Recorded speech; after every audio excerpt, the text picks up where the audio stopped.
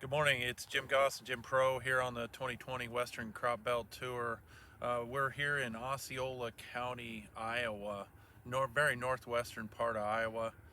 Just two stops this morning so far, but this is our last stop in Iowa. A couple things. First we were in Sioux, right on the Sioux County, Plymouth County line this morning, very early. Saw something that surprised us to death. I was out in it. Of course, it was 7 a.m. and soaking wet.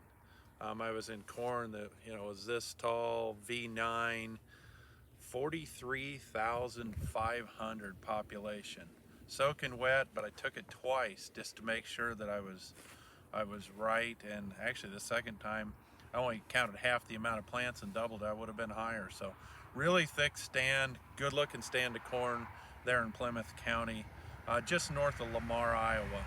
So, home of Blue Bunny ice cream. So, for those ice cream fans, you'll know the name Blue Bunny.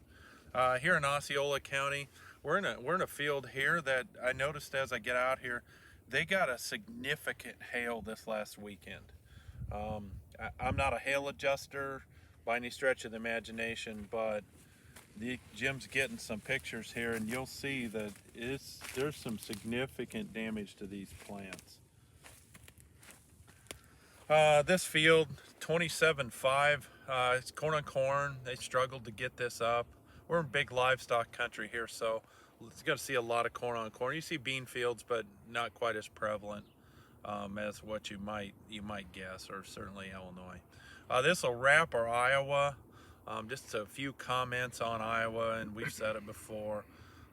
We think Iowa's crop right now is pretty good. They could use the rain here in this western side. Ever since we came west of 35, they wouldn't turn down an inch of rain. They've had some recently, and obviously they had some with this hail. But if you were looking for us to be bearish, the potential on Iowa crops, we're just not. We're pretty bullish at this point. They're not bulletproof. Obviously, there's still got a lot of time to go. But from what we see, stands, what we know history-wise, Iowa's certainly headed for above average, and probably, in my opinion, after looking at stuff like this for 30 years, my opinion is Iowa's headed towards a record crop if they get any kind of weather at all. So that'll wrap our Iowa. We're gonna head north here, straight north of here to 3 stops in Minnesota. So it's a 580-mile day for us today. Big day, mileage-wise. Not many stops, so 5 total stops. But we'll be back in touch as we get to Minnesota this afternoon.